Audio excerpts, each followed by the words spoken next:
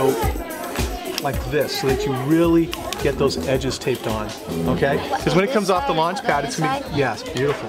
What'll happen if we don't? What do you think will happen if that? I come to school every day excited. I whistle, I greet the kids and say, "Good morning, scientists," and it's just a fabulous job.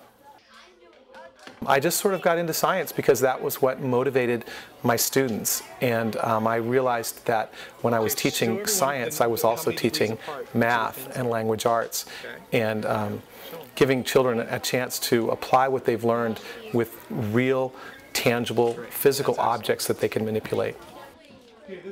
I think I was selected Teacher of the Year because of the tremendous amount of energy that it's taken to develop a district-wide science program. When we opened up the labs, there was no curriculum, there was no, it was just a vision.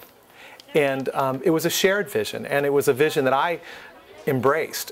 I was given the state standards and a budget of $3.50 per child, and told to create an outstanding science-based program that would lead instruction throughout the district. So you can have 1 pump to 10 pumps. You get to choose how much water, and you need to watch what the other rockets do to help you make a better choice on how much water, how much air, and what angle you want the launch to be. I think you should scoot it back so it doesn't go. Okay, so figure out when you work with students who come from many different cultures, many different language backgrounds, you need to put things in front of them. You need to have real things that they can touch, and then they can start attaching meaning to the different objects. Water rockets are not just for the rich schools. Every school, every community gets the best that I can offer. We're a very diverse community in Castro Valley, and we have an obligation to provide for all students. I believe that education is the great equalizer.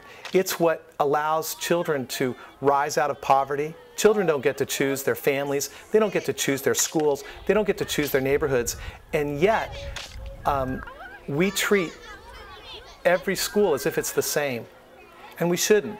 I think we should treat children and schools as individuals. Those schools that are underperforming need more resources, not less.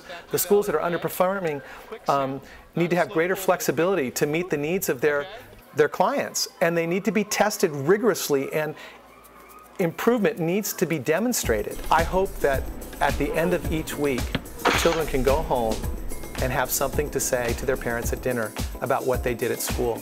I want to be the topic of dinner time conversation. I want science to be talked about throughout the day.